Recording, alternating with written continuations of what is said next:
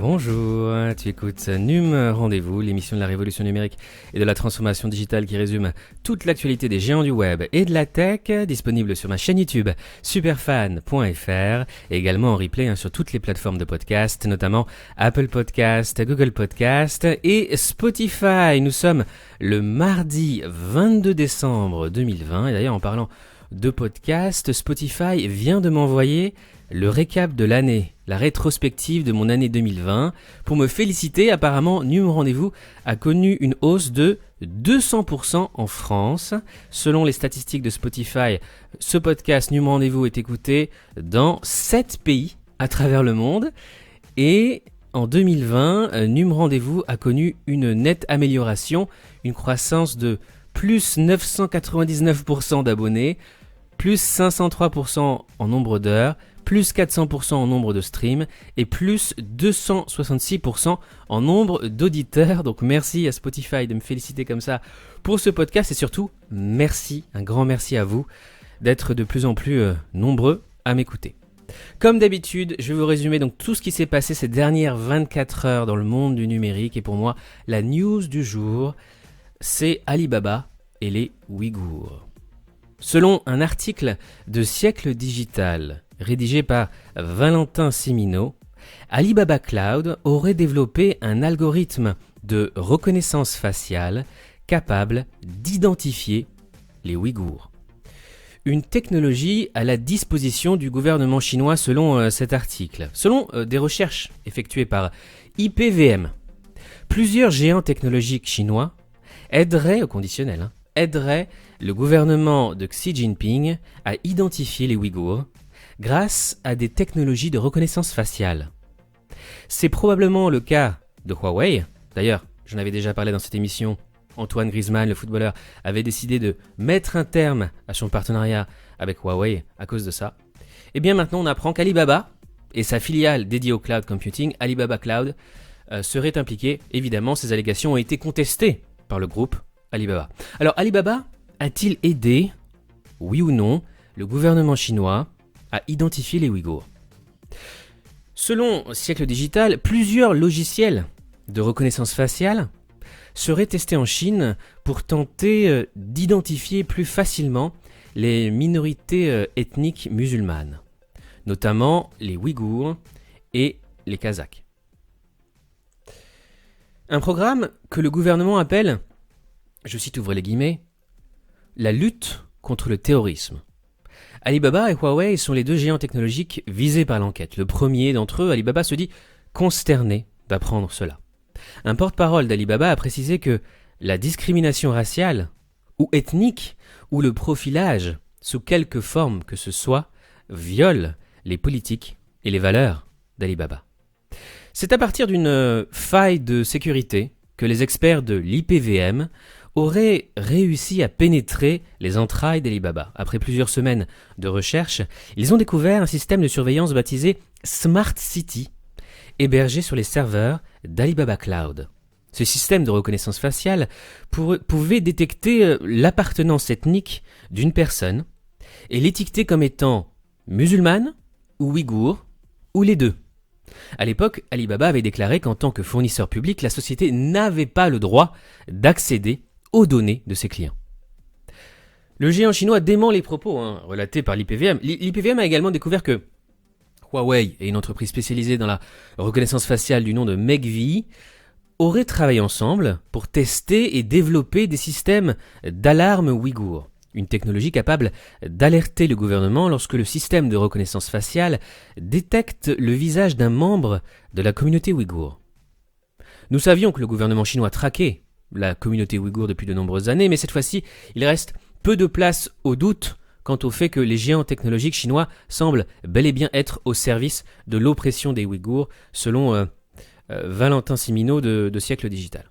Pourtant, Alibaba dément fermement les propos rapportés par l'IPVM, explique que, je cite ouvrez les guillemets, « Nous n'avons jamais eu l'intention d'utiliser notre technologie à de telles fins. Et nous ne permettrons pas qu'elle soit utilisée pour cibler des groupes ethniques spécifiques. Nous avons éliminé les biais ethniques dans notre offre de produits. Cette technologie d'essai n'a pas été déployée. par aucun client.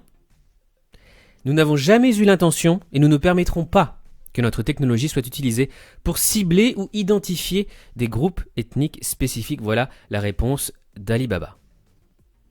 Et Valentin nous rappelle au passage la croissance extraordinaire d'Alibaba Cloud qui est impressionnante, puisqu'elle dépasse même celle d'Amazon et de Microsoft. Entre les mois de juillet et septembre 2020, Alibaba a généré 14,89 milliards de yuan, soit 2,24 milliards de dollars. 2,24 milliards de dollars entre juillet et septembre 2020, juste avec ses activités dans le cloud. C'est une augmentation de 60% par rapport au quatrième trimestre 2019. Évidemment, tu trouveras cet article de Siècle Digital dans le commentaire épinglé sous cette vidéo YouTube. Comme d'habitude, tous les articles, toutes les sources mentionnées dans ce podcast sont disponibles dans le commentaire épinglé sous cette vidéo YouTube. Autre news du jour, pour moi c'est Apple qui pourrait produire sa propre voiture électrique et autonome sans conducteur dès 2024. D'après Reuters, le projet Titan a avancé en coulisses. Apple chercherait bel et bien à fabriquer sa propre voiture électrique et autonome dotée d'une technologie de batterie maison qui offrirait une autonomie bien supérieure et davantage de sécurité également. L'Apple Car, donc, pourrait arriver dès 2024, selon 01net.com. Autre news du jour, c'est Twitter. Alors, j'ai deux choses à dire sur Twitter. La première, c'est que sous tous les tweets de Donald Trump, Twitter mentionne désormais que Joe Biden a gagné. Au contraire de Facebook, Twitter a choisi d'épingler chaque tweet de Donald Trump qui remettrait en doute le résultat de l'élection présidentielle. Alors voilà les deux messages qui fleurissent sur le compte Twitter de Donald Trump. Les responsables électoraux ont certifié Joe Biden comme étant le vainqueur de l'élection présidentielle aux États-Unis. Election officials have certified Joe Biden as the winner of the US presidential election. Ou alors, l'autre message c'est This claim about election fraud is disputed. Cette allégation de fraude électorale est contestée puisque Donald Trump ne semble toujours pas prêt à digérer sa défaite et c'est difficile de trouver un tweet sans avertissement sur son compte Twitter. Autre news, Twitter montrera des tweets viraux et drôles personnalisés, j'en ai déjà beaucoup parlé dans cette émission. Twitter veut rendre plus facile pour vous de voir des tweets drôles. Le service essaie une nouvelle fonctionnalité de personnalisation qui vise à mettre en avant des tweets qui correspondent à votre sens de l'humour, ce qu'on appelle des funny tweets. Donc maintenant tu peux suivre des funny tweets ou viral tweets, des tweets drôles ou des tweets viraux. On passe au reste de l'actualité chez les GAFAM, Google, Apple, Facebook, Amazon, Microsoft, et on va commencer par une news très importante du côté de Facebook. Facebook met fin à un changement algorithmique mettant en avant les sources fiables. Facebook avait décidé de mettre en place ce changement algorithmique juste après l'élection présidentielle pour lutter contre la désinformation. Le New York Times annonce que Facebook vient de modifier à nouveau un algorithme relatif aux actualités mises en avant sur sa plateforme. Changé juste après l'élection présidentielle pour lutter contre la désinformation, en promouvant davantage les articles issus de médias jugés comme fiables par rapport à ceux rédigés par des plateformes partisanes, il opère désormais de la même manière qu'avant les élections. Donc retour en arrière, pour Facebook, il ne mettra plus en avant les sources fiables sur son réseau social. Autre news du côté de Facebook très importante, j'en ai déjà parlé dans cette émission, j'avais évoqué les rumeurs, mais là c'est officiel, Facebook lance une application de création musicale de type TikTok qui s'appelle Collab. Après avoir testé l'application mobile en mai dernier, Facebook lance désormais Collab, officiellement, son application de collaboration musicale expérimentale. Collab est l'une des diverses applications expérimentales lancées par l'équipe NPE de Facebook pour permettre à Facebook de dominer encore plus le marché très concurrentiel des médias sociaux. Alors cette nouvelle application mobile permet aux utilisateurs de mélanger des clips vidéo de 15 secondes afin de créer de nouveaux sons. C'est un nouveau concurrent de TikTok. Les utilisateurs peuvent télécharger leurs propres enregistrements courts ou parcourir l'application pour découvrir des clips existants, puis les assembler pour former de nouvelles compositions, comme sur TikTok. D'ailleurs, ce réseau social ne cesse de faire des envieux à tel point que plusieurs plateformes se lancent dans les vidéos sociales courtes pour devenir le prochain TikTok. Il n'y a pas que Facebook, hein. Instagram avec Reels, YouTube avec Short et récemment Reddit en s'associant avec Dubsmash. Alors Collab est disponible sur iOS aux États-Unis et pourrait être disponible en Europe, notamment en France, dans les mois à venir évidemment. Je vous tiendrai au courant dans cette émission. NUM, rendez-vous. Amazon et Alexa. La reine Elisabeth II internationalise ses vœux. Si vos enceintes Amazon Echo sont configurées en anglais, vous pourrez écouter les vœux de la reine d'Angleterre à l'envi en sollicitant Alexa. Selon The Guardian, Amazon vient d'annoncer que toute personne possédant un appareil Amazon Echo pourra écouter le traditionnel discours de fin d'année de la monarque britannique. Pour l'écouter, à partir du 25 décembre, la formule magique sera simplissime. Alexa, joue le message de Noël de la reine Elisabeth II. Seule condition que l'enceinte soit configurée en anglais. C'est une première mondiale. L'EFF trouve risible la campagne de Facebook contre Apple. L'ONG de protection des libertés sur la toile, Electronic Frontier Foundation, n'a pas vraiment apprécié la campagne anti-Apple menée par Facebook, estimant que celle-ci était contre les utilisateurs et les petites entreprises. C'est l'hôpital qui se fout de la charité, c'est à peu près ce que pense l'EFF de la campagne menée tambour battant par Facebook contre Apple après que la firme de Cupertino ait mis en place de nouvelles règles visant à protéger la vie privée des utilisateurs. C'est un article de 01net.com. Le réseau social n'a en effet pas vraiment apprécié, c'est le cas de le dire, les changements apportés par Apple à sa politique de confidentialité dans iOS 14. Et pour cause, l'application Facebook doit dorénavant demander explicitement l'autorisation des utilisateurs pour récolter leurs données, les traquer et les partager avec de tierces parties. Google maintenant, mais je n'ai déjà beaucoup parlé dans cette émission, donc je vais en parler brièvement. Le Texas accuse Google de conspirer avec Facebook. Vous le savez, selon Ken Paxton, procureur général du Texas, Google serait de mèche avec Facebook pour obtenir les données de la messagerie WhatsApp. Le 16 décembre 2020, un groupe de procureurs généraux emmenés par l'État du Texas a déposé une nouvelle plainte contre Google. Plusieurs médias, dont CNBC, rapportent que le procureur général de l'État du Sud des États-Unis, Ken Paxton, estime que Google conspirerait avec Facebook dans plusieurs domaines, notamment dans l'utilisation de WhatsApp. Facebook dément, hein, bien sûr, et Google aussi. Ces procureurs sont convaincus que Google aurait conclu un accord avec WhatsApp. L'ancien directeur de la sécurité de Facebook dément. Selon la plainte déposée pourtant, on peut lire que peu après l'acquisition de WhatsApp par Facebook en 2015, le géant des réseaux sociaux a signé un accord exclusif avec Google, accordant à la firme de Mountain View l'accès à des millions de messages, photos, vidéos et fichiers audio cryptés de bout en bout de WhatsApp. Pourtant, un porte-parole de WhatsApp confirme que la messagerie est bien cryptée, ce qui signifie que les messages ne peuvent normalement pas être lus par d'autres personnes que l'expéditeur et le destinataire. Même WhatsApp ne pourrait pas y accéder. Alex Stamos, ancien directeur de la sécurité chez Facebook, a tweeté sur le sujet. Il affirme que Facebook ne dispose pas de ces données. La seule explication pourrait être la sauvegarde optionnelle de WhatsApp qui va dans Google Drive sur Android et iCloud sur iOS. Google, visé par une troisième plainte antitrust aux États-Unis. Les accusations sont de plus en plus nombreuses. Je vous ai déjà parlé de cette troisième plainte. C'est un article de Mathilde Rochefort de Siècle Digital et de 3.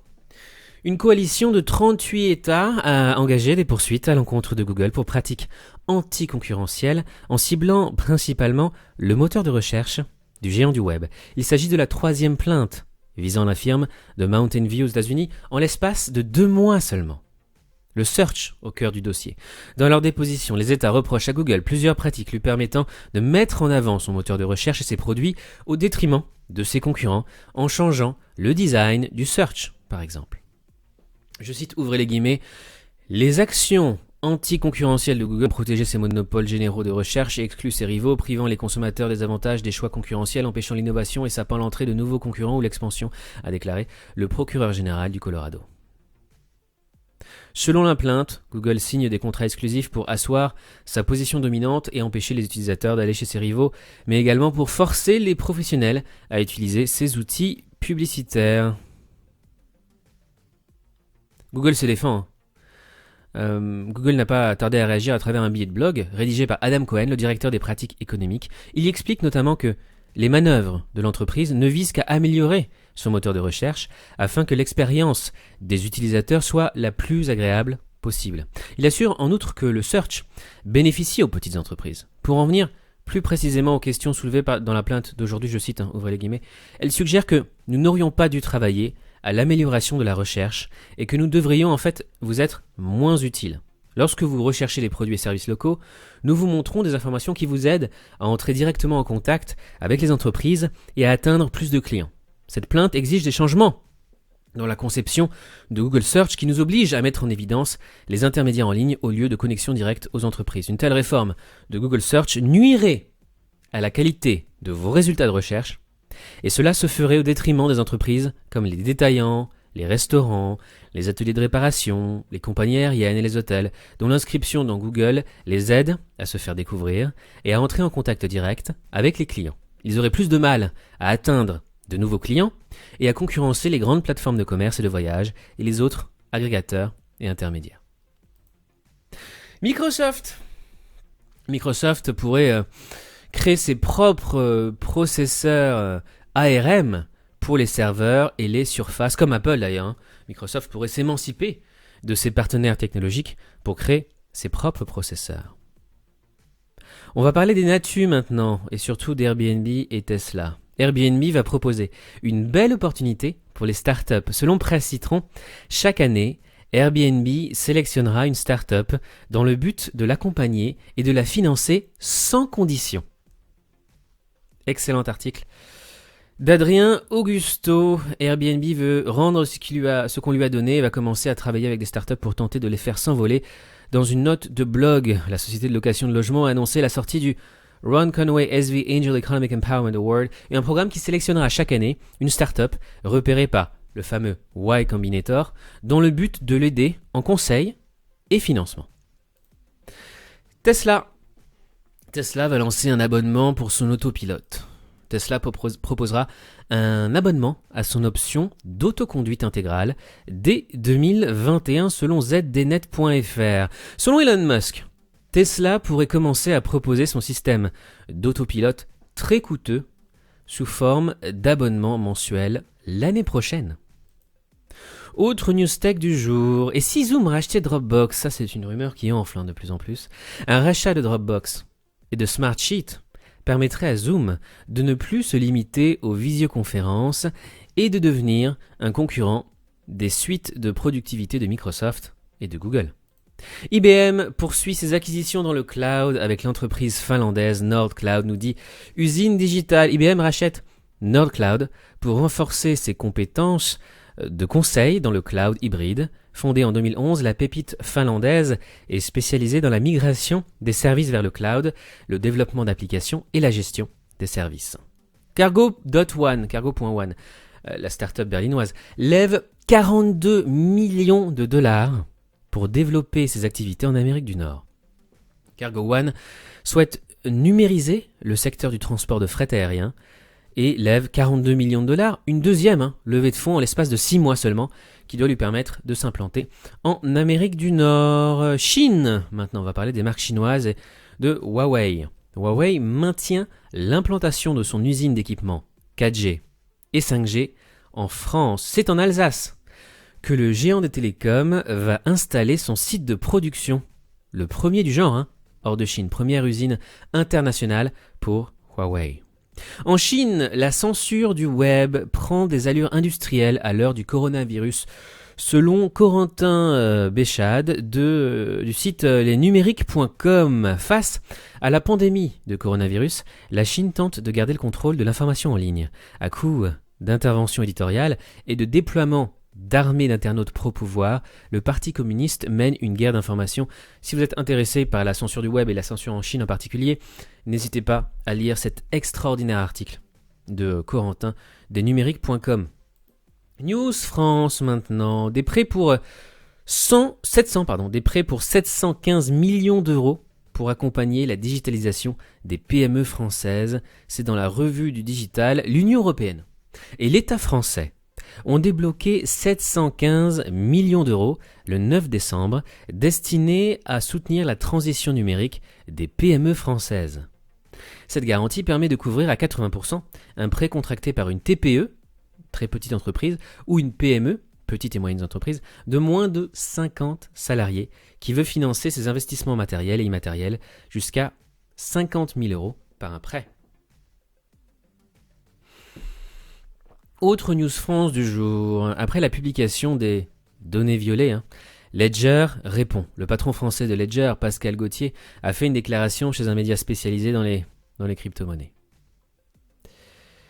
Ce fut un lundi noir pour les milliers de personnes de la communauté des crypto-monnaies, horrifiées, stressées, parfois révoltées d'un problème de confidentialité malheureusement impossible à éviter à 100% en 2020 et qui a touché un domaine de la finance déjà très à risque. Ledger était attendu au tournant pour établir la confiance, mais son patron est resté réaliste dans un article du média Decrypt, spécialisé dans les crypto-monnaies.